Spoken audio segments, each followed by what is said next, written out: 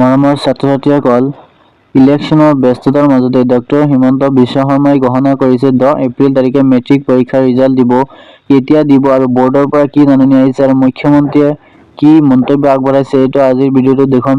ভিডিঅ'টো প্ৰথমৰ পৰা চাই থাকিবা আৰু মোৰ চেনেলটোত নতুনকৈ আহিলে চেনেলটো ছাবস্ক্ৰাইব কৰি দিবা, কিয়নো এই চেনেলটোত যিকোনো জব তথা ষ্টাডি বিষয়ক ভিডিঅ'বোৰ দিয়া হ'ব। এই চেনেলটোৰ লগত জড়িত থাকিবা, কিয়নো 9 এপ্ৰিল তাৰিখে অসম বিধানসভা নিৰ্বাচনৰ দিন।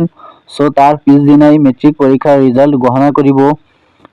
ক'ত চাব পাৰিবা ৰিজাল্ট আৰু ক'ত আগতীয়াকৈ চাব পাৰিবা, সম্পূৰ্ণ আজিৰ ভিডিঅ'টো দেখুৱাম আৰু হিমন্ত বিশ্ব শৰ্মা ছাৰে কি কৈছে সম্পূৰ্ণ দেখুৱাম। ভিডিঅ'টো প্ৰথমৰ পৰা চাই থাকা।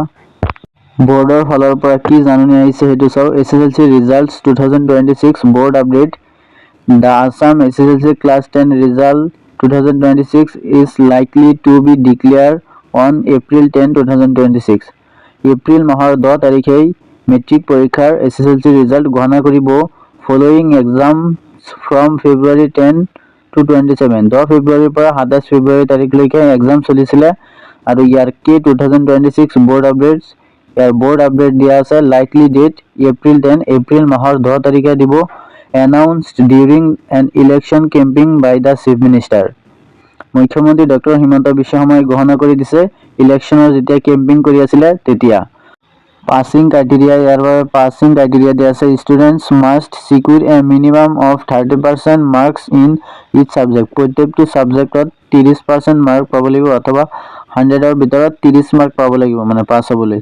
আৰু how to check, use your roll number at resultsassam.nic. মানে এইকেইটা হৈছে অফচাইট, অফিচিয়েল অফচাইট দিয়া আছে।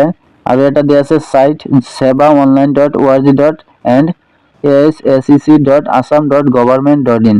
তাত গৈ তোমালোকে নিজৰ ৰোল নাম্বাৰ, এডমিট কাৰ্ডত যি ৰোল নাম্বাৰ আছে সেই ৰোল নাম্বাৰ বহুৱাই তোমালোকে নিজৰ ৰিজাল্ট চেক কৰিব পাৰিবা।